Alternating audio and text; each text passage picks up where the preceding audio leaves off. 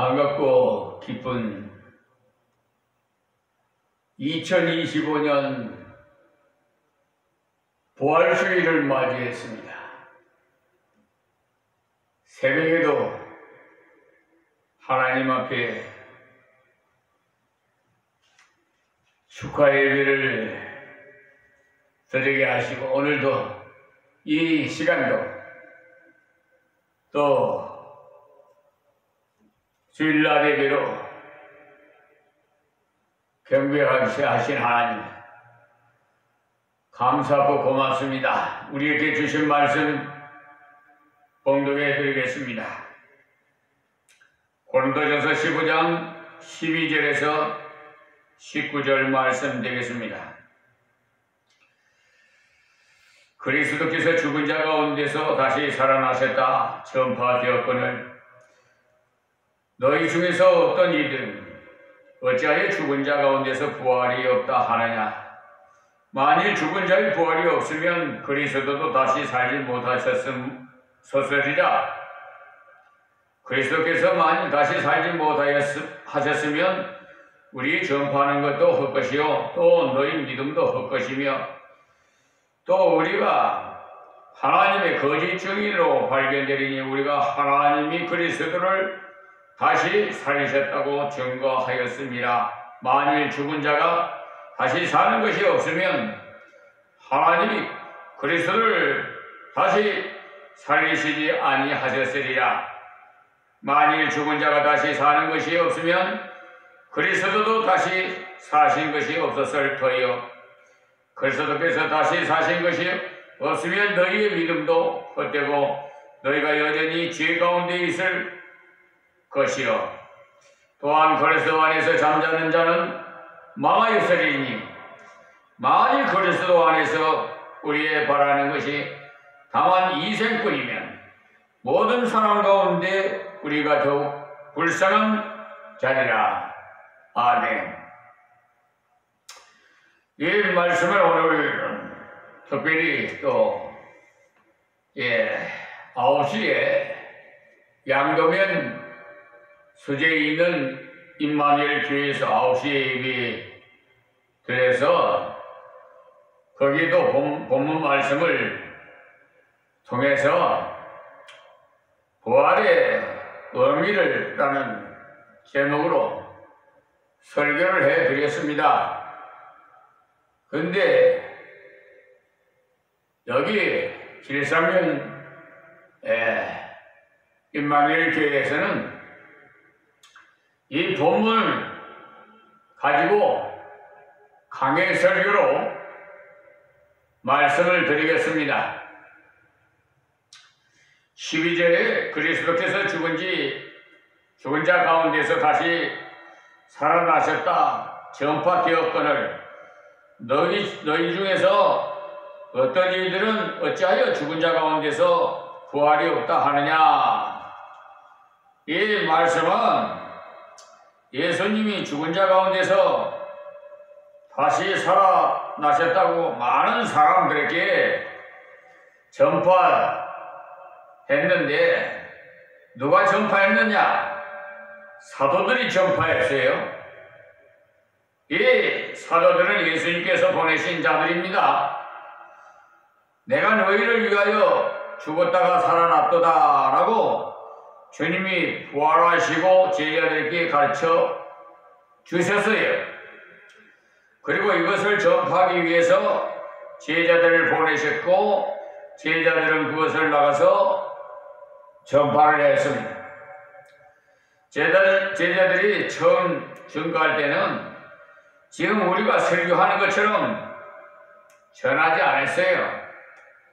나는 예수님과 같이 식사도 하고 잠도 같이 잔 사람인데 예수님께서 문둥이도 낫게 하셨고 죽은 자도 살리셨고 얼마나 감사했는지. 그런데 그 예수님을 악한 자들이 십자가에 못 박아 죽였다는, 그래서 그때 우리 무서워서 가만히 숨어서 들어앉아 있었다. 그런데 예수님께서 죽으시고 3일 만에 다시 살아나셨다. 그때 못자국을 우리가 다 봤다. 또 생선 잡수시는 것도 다 보았다. 그러니 하나님의 아들이 틀림없다. 그 예수님을 믿는 우리가 이렇게 달라졌다. 당신들도 믿으라고 이렇게 담백하게 지금 말해서 간증을 한 거죠. 요즘 말로. 그래서 너희 중에서 어떤 이들은 어째서 죽은 자 가운데서 부활이 없다 하느냐. 이 말씀은 인간의 이성주의가 그때도 대단히 발달했어요. 고린도 지방은 그 당시에 철학의 중심지였습니다. 이 철학이라는 것은 인간 머리가 제일이라는 것을 말합니다. 사람의 머리로 사람이 무엇인지, 지혜가 무엇인지, 만물의 근원이 무엇인지 알아보겠다는 그것이 철학이. 그 결과 파보고 파봐도 모르겠다는 거죠. 철학하는 사람들이 이야기를 해보십시오. 빙빙 돌려서 말하기 때문에 얼마나 어려운지 모릅니다. 뭐가 있어서 어려운 것이 아니라 뱅뱅 돌려기 때문에 어려워요. 왜 그러냐? 하나님의 존재를 인정하지 않고 사람의 근본을 알고자 하니까 알 수가 있겠습니까? 그래서 인생이 사는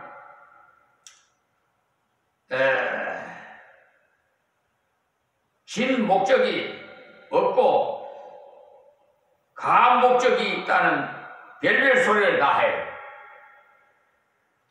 부활이 없다고 하는 사람은요, 인간 머리가 하나님 머리보다 낫다는 그런 식으로 말하는 사람입니다.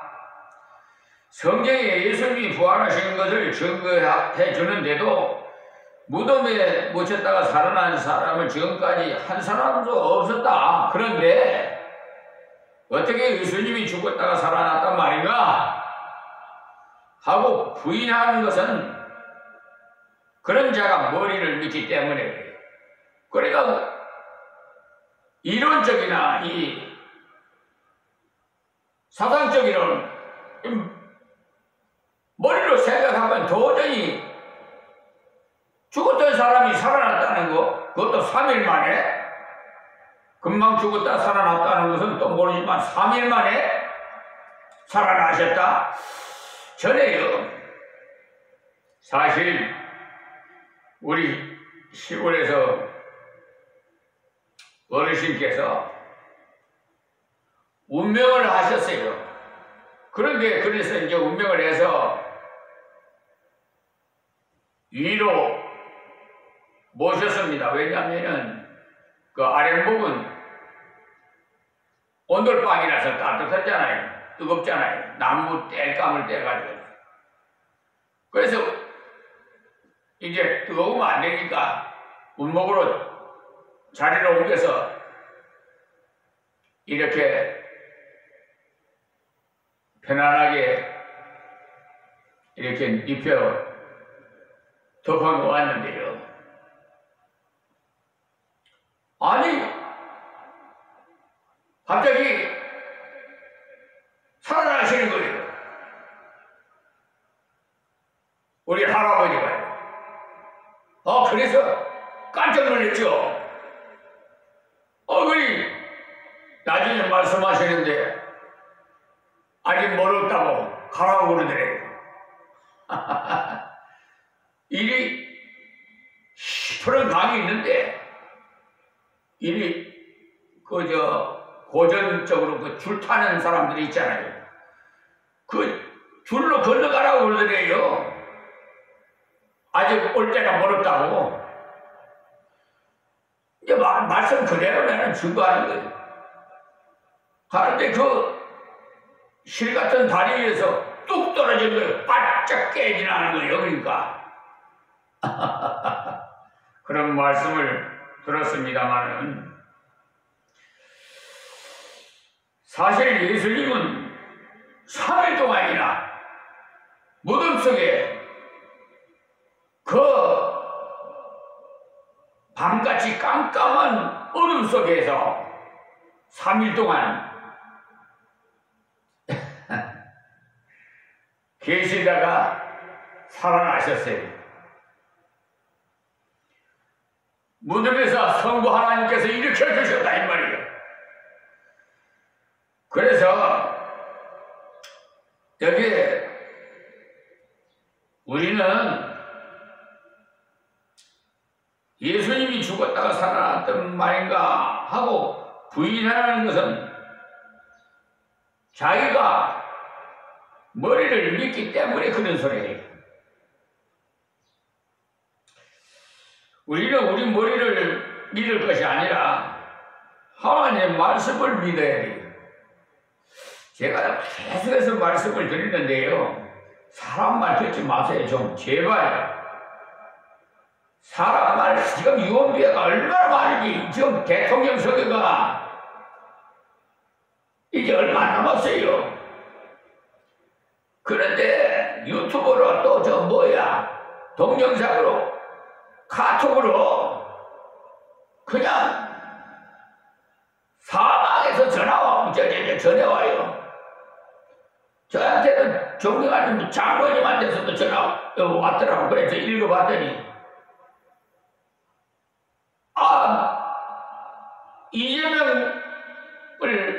민주당 이재명을 대통령 찍어주면 안 된다고. 그렇게 써있더라고. 그래서 제가 장로님이 이거 다른 사람한테 보내지 마세요. 그리고 우리는 좌파고 우파고 그런 거 없습니다. 예수파입니다. 저런데 현혹당하지 마세요. 마귀 사탄은 꼭 그렇게 만으로 만들어요. 이간을 시켜서 전쟁을 일으키고 우파니 좌파니 아니 이 땅덩어리 조그마한 데서 남북이 갈려져 있는 것도 마음 아픈데 또 백제 신라로 갈라야 되겠어요?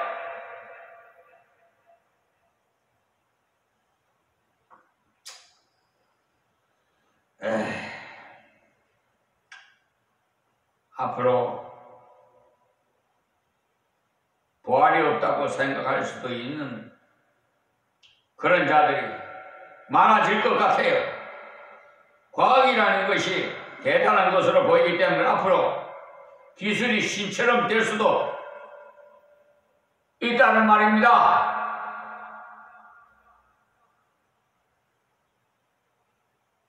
복음을 다 팔아먹어요. WCC 배드 집단도 복음을 다 팔아먹는 다른 종교도 구원이 있다. 동성연애도 찬성한다. 그런데 성경은 그대로 그러니까요. 내가 예수가 해야 예수 믿는 사람이 따라오지 내가 마귀다 하면 누가 따라오겠어요? 성경을 우리가 똑같이 사용해요. 그러니까 분별할 수가 없는 거야. 여러분이 다니는 교회가 WCC 배도 집단에 가입된 교단 소속의 교회가 여러분 인터넷으로 검색해보세요.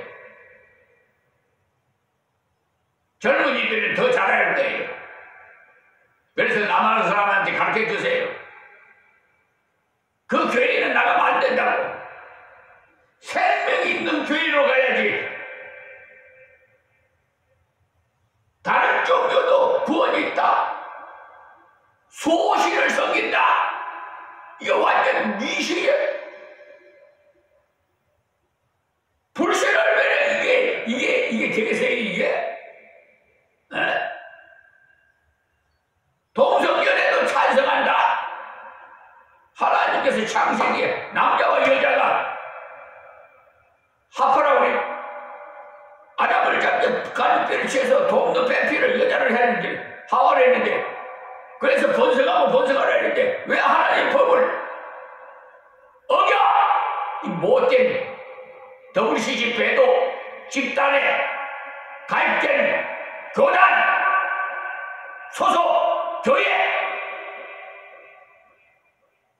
유감스럽게도 극동방송 김장한 목사도 그걸 가입했더라고. 여의도 성공교회 뭐예요? 그 목사도 담임 목사도 가입하고, 그 부산서 WCC 초기에 했잖아요. 배려집단. 대한예수교 장로야. 토마티켓도 가입하고, 기아성 장로교 기장도 참석하고, 가입하고, 성공회 루터교회 웨슬러 감리교. 여러분 속지 마세요. 나중 가서 하나님 앞에 가서 불법을 해야 하는 나도 모른다 하면 그때 동동 굴려도 아무 소용없이. 우리에게 조상이 있다는 것을 어떻게 아느냐 하면 전해 주었기 때문에 알죠. 봐야 믿겠다는 사람이 있습니까? 토마 같은 사람이 있습니까, 여러분? 그래서 믿음을 보지 못한 것을 증거라고 했어요. 믿음을 보지 못한 것들의 증거라. 보지 못했으나 확실하게 받아들인 것이 믿음인 거예요. 내가 보았기 때문에 믿는다면 믿는 것이 아니라 아는 것입니다. 좀 분별할 줄 알아야 돼요. 그것은 믿음이 아니라 지식이에요. 그런데 많은 사람들이 지식을 원해요. 지식을 가졌다면 믿음이 동반되어야 지식을 쓸 수가 있습니다.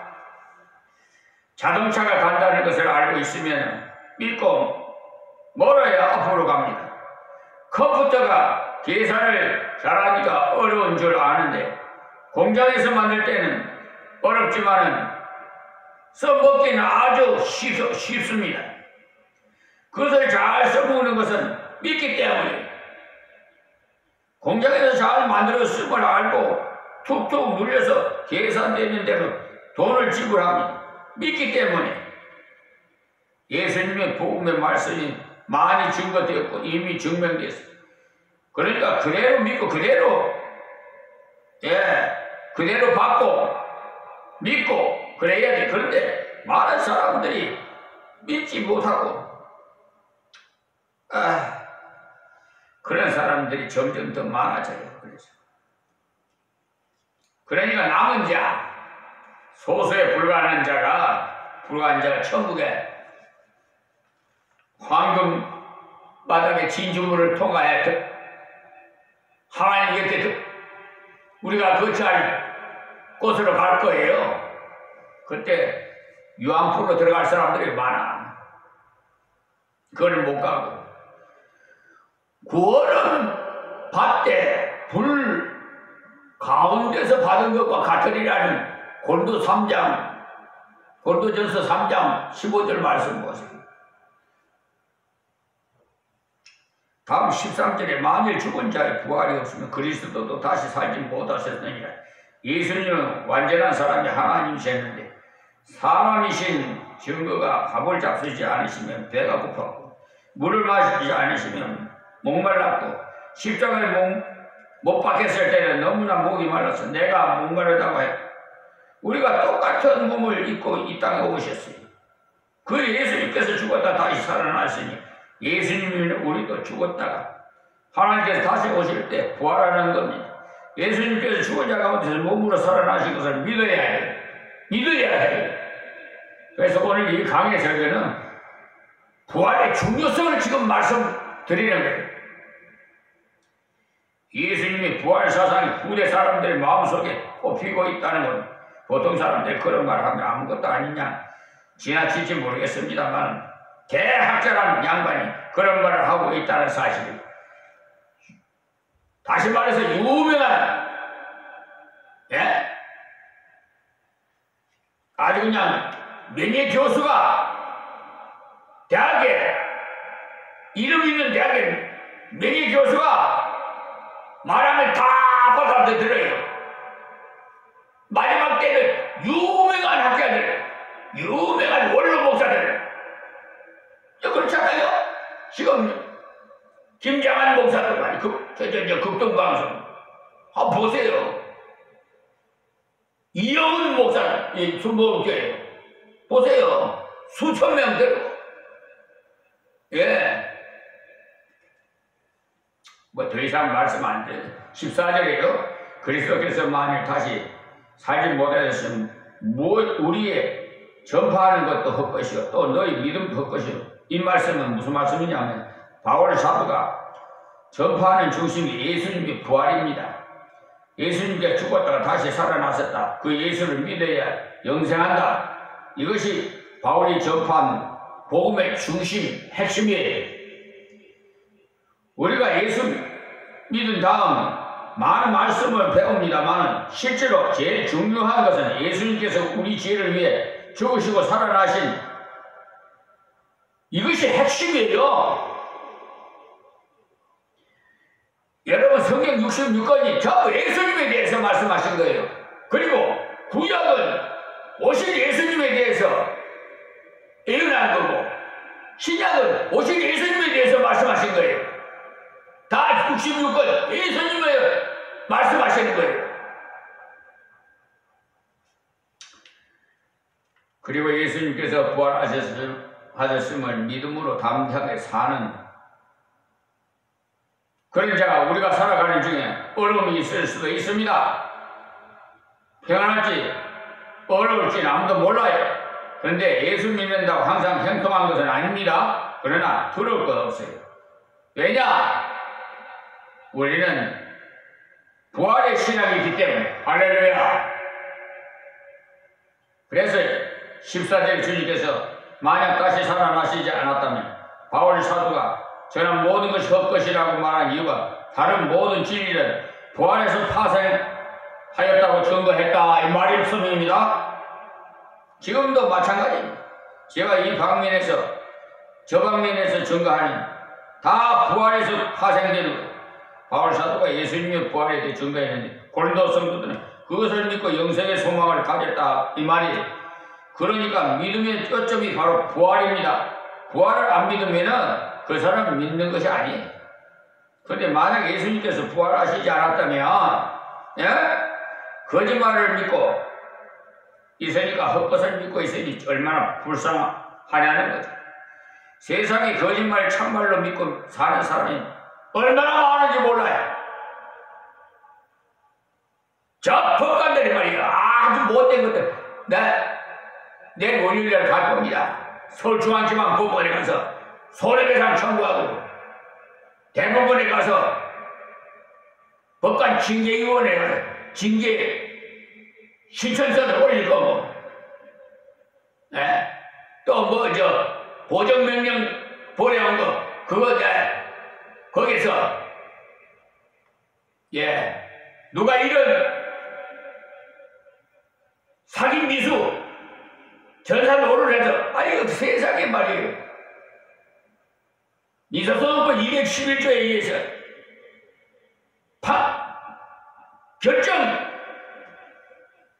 경영신고를 했어요. 그걸 갖다가 제 마음 해가지고 그러니까 먼저 그래 그걸 대법원 나의 사건 검색 그거 출력 안 해놨으면은 꼬박 소환한 걸 그야 아니 알아도 다 할 뻔했어요. 그런데 하나님께서 지혜 주셔서 항상 출력하는 거예요. 그때 그거 있었으니까 이게 증거가 되는 거야. 이 나쁜 놈 이 대법관이라는 짝짝들이 내 그 공무원이 잘못하면 국가를 상대로 손해배상 청구해. 저 양도면에 있는 교회 그 사건인데 소송을 했는데 토지 인도를 해야 토지는 언양주 제사 지내는 그 제단이 거기 있어요. 언양문중 땅. 그러니까 장로님하고 지금 이제 내가 대신 그거 써주고 있는데,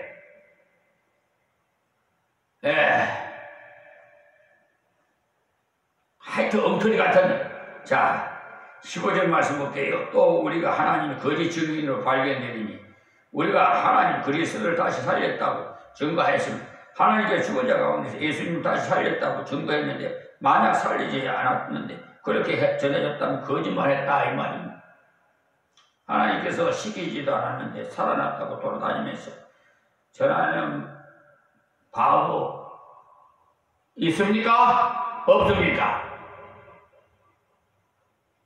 없습니다. 살아나지도 않은 사람을 살아났다고 전하다가는 재산 빼앗기고 명예 빼앗기고 하지 않겠어요? 나중에 목숨까지도 빼앗기면서 감사하고 찬양하면서 죽겠지요. 영국으로 그렇게 할 수가 있겠습니까? 영국으로 하나님께서 주셨기 때문에 부활의 신앙이 있기 때문에 그렇게 할 수 있는 것이지. 아무리 강직한 성경을 가졌다 하더라도 순교는 못해요. 만일 죽은 자가 다시 사는 것이 없으면 하나님이 그리스도를 다시 살리지 아니하셨으리라. 죽은 자를 살리셔서 영생에 들어가기 하나님 육체의 부활이 없다면 예수님은 죽은 자 가운데 다시 살릴 필요가 없다 이 말입니다. 자, 16절에 만일 죽은 자가 다시 사는 것이 없으면 그리스도도 다시 사신 것이 없었을 터예요. 이 말씀은 앞에서 말씀한 것이지만 자꾸 반복을 해서 말씀한 거예요. 인생의 부활이 없다면 예수님 부활시키실 일이 만무하다는 거예요. 자, 17절에 그리스도께서 다시 사신 것이 없다면 너희의 믿음도 헛되고 너희가 여전히 죄 가운데 있을 것이요. 좀 전에도 말씀드린 대로 예수님 다시 사시지 않았다면 왜 믿음이 헛되냐? 거짓말을 믿었으니 헛되는 거 아니겠어요? 예수님이 십자가에 죽으신 것은 우리 죄를 대신하기 위함이신데 우리 죄를 다 속하셨다는 것은 도장 찍으신 것이 부활이십니다. 그대로 죽고 살아나시지 않았다면 우리를 대신해서 죽으셨다는 것이 아무 소용이 없어요. 그도 죄가 있다는 표시이기 때문에 죄의 값은 사방인데 죽고 나서 살아나지 못했다면 그것으로 끝난 것이지 뭐 대속하지는 못하는 것 아니겠어요? 그러나 다시 살아나셨으니까 죄 없으신 증거요 우리를 대속하신 증거가 되는 거죠. 할렐루야. 18절에요. 또한 그리스도 안에서 잠자는 자도 망하였으리니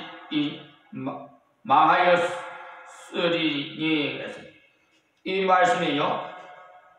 무슨 말씀이냐면은 예수님의 부활을 믿고 감격에 있다가 때가 되면 죽었는데 만약 예수님이 부활하시지 않았다면 그들은 거짓말을 믿다가 죽었으니까 그들은 망한 것이라 끝장났다는 거예요.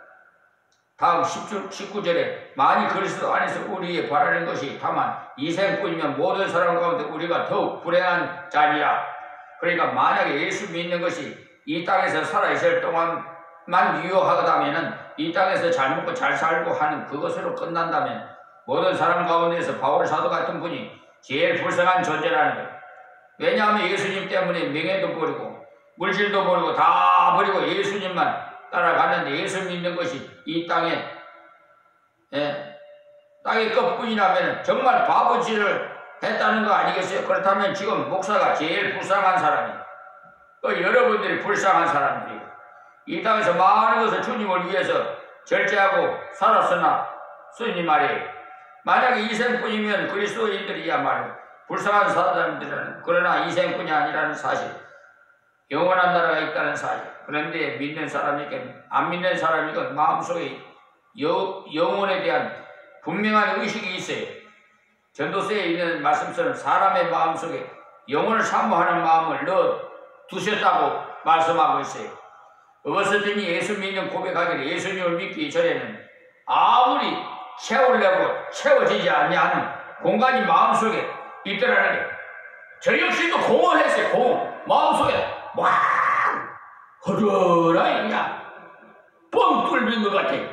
예수님 믿고 나니까 그냥 꽉 차버리는 거예요. 그래서 어느 날 어서더니